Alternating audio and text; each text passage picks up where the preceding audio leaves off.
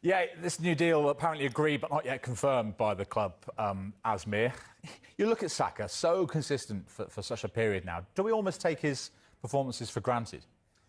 I wouldn't say that. I think, we all know he's a world-class player. Obviously, Arsenal's main man and been there, done it for quite some time now. And I think that's why he's being rewarded with another new deal. It's a player they want to continue to build around and keep part of their core group of players for many more years. And I think, again, what will take Bukayo to the next level is, of course, winning titles and winning the Premier League. I think that would put him on a different level with some of the other Premier League greats. But I think he's someone who's been so consistent in the limelight all the time and just goes about his business in really the right way and has delivered the goods for many years.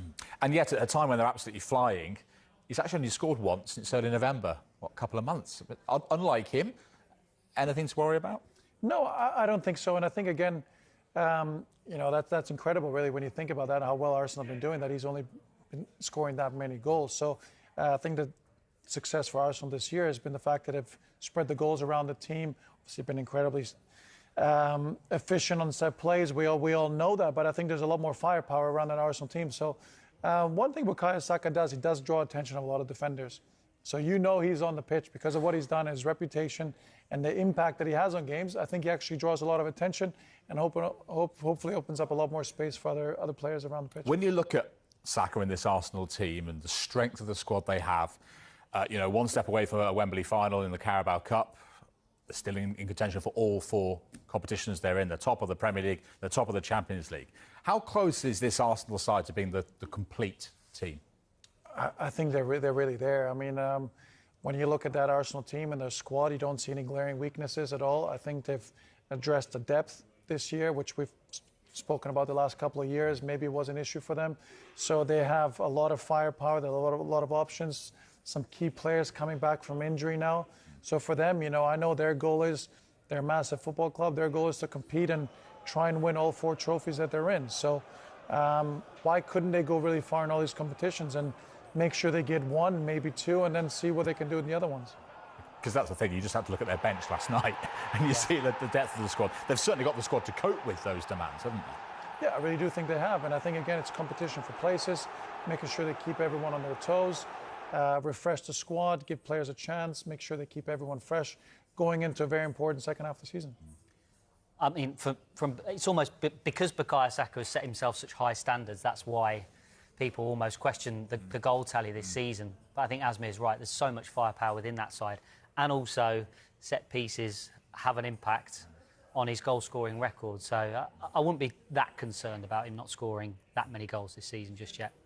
What about Gyökeres, Yeah. Dave? Was last night a turning point, maybe? Possibly. I think from now to the end of the season, it's big game after big game. This is when it really matters. So if he's not scoring, then he might well find himself out of the team. Last night could be a key moment for him. I wonder whether...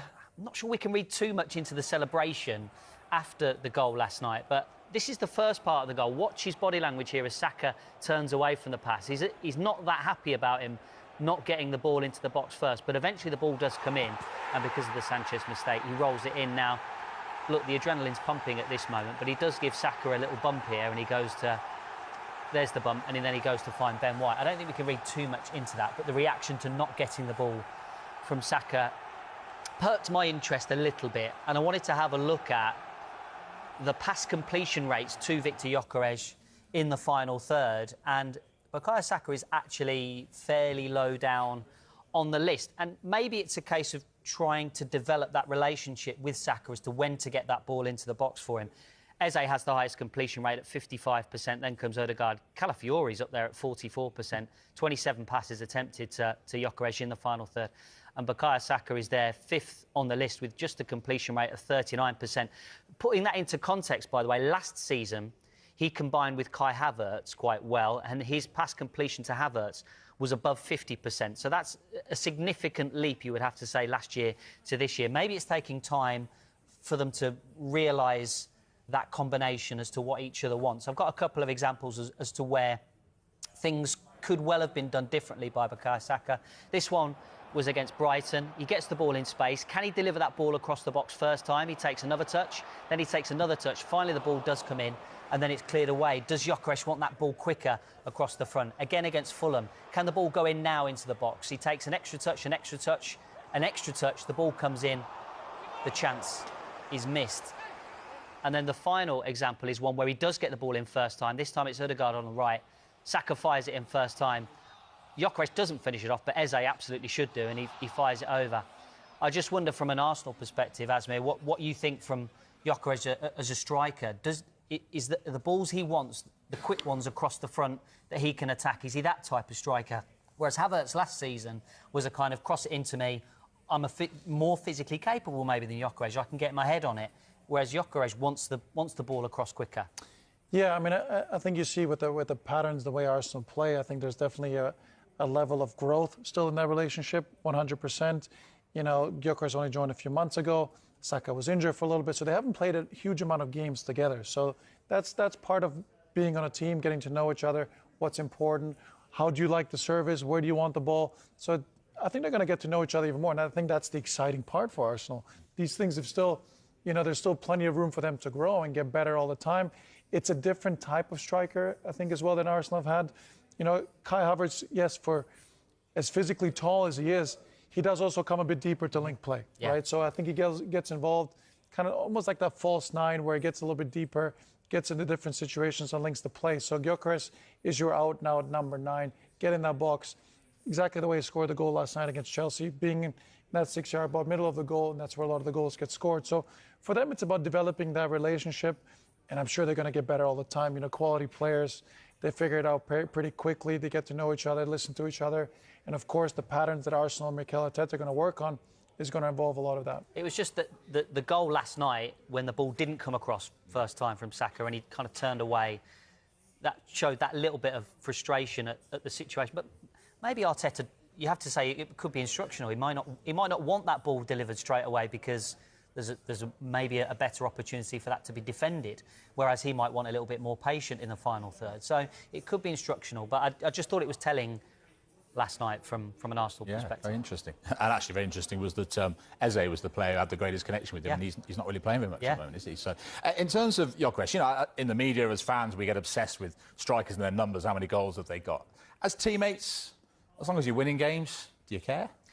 No, I don't think you particularly care. I think it's important to win games. That's the most important thing. And I think Gyökeres as well, he's had a bit of a taste of English football before. He's come in now to Arsenal with a big price tag, big expectations, and he's in a team that's doing well. So I think that's really important.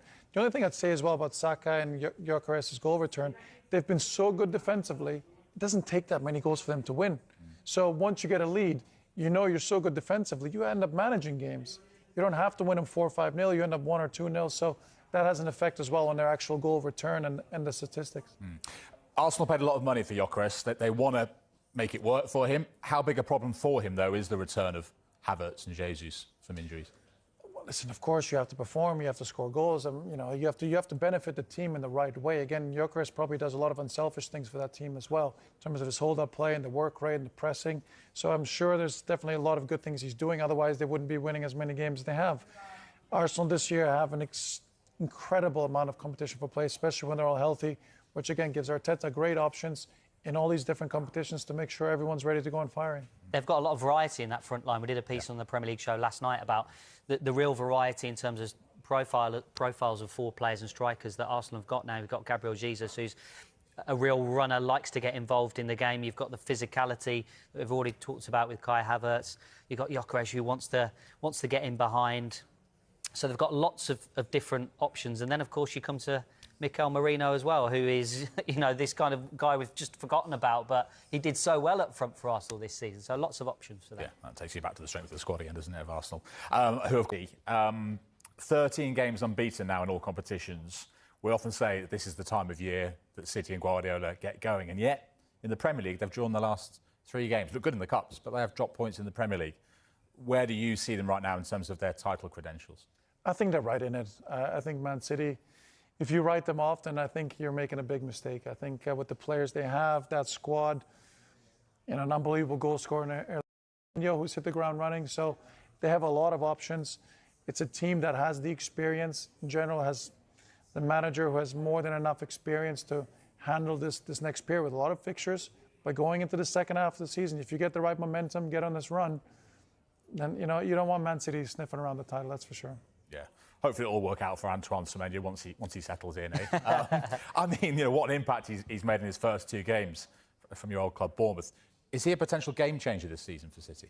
I think he is. He's a little bit of a player that maybe they haven't quite had. I mean, Doku on the other side is a little bit of a taste of what Semenyo does, but Semenyo is so athletic, so direct, so powerful. In transition, he's going to give him another aspect to the game. Phil Foden is such a cultured, classy player. Bernardo Silva, these guys, even Cherky to a certain extent. But Semenyo is up and down and direct. He's going to give him a different kind of flavor to that team, a different kind of outlet, and I think it's going to make him even stronger. Does he take a bit of the pressure, lighten the load on Erling Haaland a little bit as well? Hopefully. I think they're looking at Marmoush and players like that as well to maybe play in that centre forward position at times and give Erling Haaland a breather and a rest as and when he needs one. But Semenyo, I think, can play number 9. I think he's done it a little bit before in his career, so he can do that and just lighten the load of the goals as well. Big introduction to the Premier League in a Manchester City shirt for... Welcome back to Sunday Supplement. It's a few more FA Cup third-round ties this afternoon, including at Fratton Park, an intriguing one with Portsmouth taking on Arsenal. And talking of Arsenal, Miguel, Sam Dean in the Sunday Telegraph, rather scathing piece on Victor Gyökeres. The headline is, Gyökeres is one of the worst strikers in the league. Here's the data to prove it. Arsenal are top of the Premier League and Champions League tables, but many supporters are growing increasingly concerned about the performances of star striker Victor Gyökeres, a £64 million signing. He pinpoints poor movement and unreliable touch, and it says it could be argued Gyökeres is occupying centre-backs, creating more space for other attackers, but the other strikers are now fit. So now Arteta will have a decision to make. Harsh or fair, this piece? Well, to be fair to Sam, the piece is very fair and very measured. The headline is two-footed. Yeah. And that's before you get the subtext, like unreliable touch, poor movement. Look, you only have to look at the goal return. There's an issue there. I've done a lot of Arsenal this season. I was there on Thursday night. And Thursday night, I think, was the most pronounced for me in that there were 3 times that the ball flashed across the box. I think particularly from a Timber header back was the one that really stands out to me. And Gyökeres was nowhere near it. It felt like he was 5 yards behind the play. We've seen a lot of, classic number 9s from Ian Wright to Gary Lineker talk about how if you're a striker in that sort of situation, you've actually got to gamble on your movement to put yourself in there. That is obviously an issue, especially given Gyökeres was signed as a more traditional number 9, not someone necessarily to kind of for his pressing game or for other elements. I think another issue with him, especially if we're comparing him to kind of classic number 9s in that way, is that there's maybe been some frustration with Arsenal. When the ball goes up, it doesn't stick to him. And even you can sense, not so much on Thursday night, although it was a different sort of game, but when Gabriel Jesus came on in recent games, there's just a different energy about Arsenal. That it feels like he integrates into the team more. And look, some of it is down to the fact, I would say, that he's adapting to a higher level from the Portuguese league to the Premier League. It's a new country, but he is 27. One of the reasons he was signed, and this came out in some of the kind of discussion from within Arsenal in the summer, that it was to win now. But even that was interesting at the time, because in the build-up to this summer, which was kind of like the summer of number 9s, and it's interesting that a lot of them are actually struggling, which maybe says something about how number 9s are still developing in the modern game. But for pretty much 18 months, the word from Arsenal it was Sesko they were looking at. They'd done all the work on Sesko.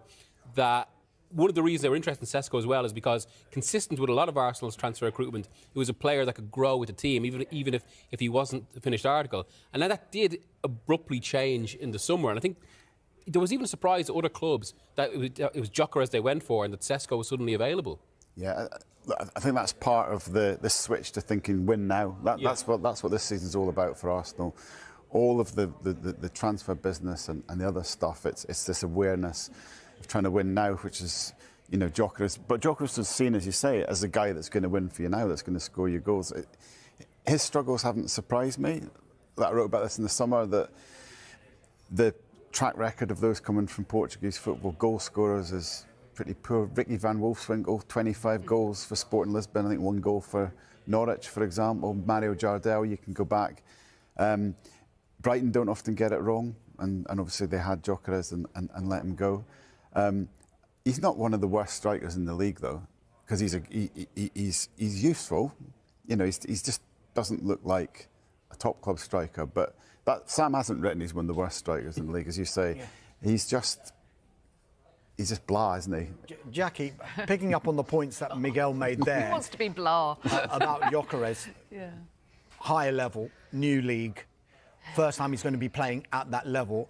All of those issues have been pointed towards Benjamin Sesko as well. And we're seeing signs now that Benjamin Sesko might just be coming up to speed. Is that something that Arsenal could look at and think, just give Gyökeres a bit of time? Because if you are top of the Premier League and top of the Champions League group into the last 4 of the Carabao Cup as well, with a striker who has been a regular, surely you can't carry somebody up front for the entire season, can you? Yeah, I don't think they're carrying him as such, and it's a good piece by Sam, and you know, he watches Gyökeres very, very closely on a very regular basis. And I thought the key line in there, my Stato head on, was the fact that he didn't score a single header in scoring his all his goals last season. 68? Gabby, thanks for joining me. How would you reflect on the season so far? Obviously, the start of the season, you were recovering from the injury. Now you're back into the side, you're contributing. How does it feel? Feels amazing because, you know, it's such a privilege to play football because we love it. So and then play for a huge club like Arsenal. So it's a big privilege for all of us. And then obviously to be in the position we are now is good. It's very good. Do you feel like yourself again? Because I know some players say when they come back from injury, it takes them a few weeks, might take them a few months. How do you feel? I'm feeling good. Obviously, there is still few things that needs time, but otherwise, you know, I'm feeling good. Like fitness, I need obviously. I have been 11 months away from playing, so fitness is, I think, the last thing he'll come back. Cause on the ball, I'm okay. I think.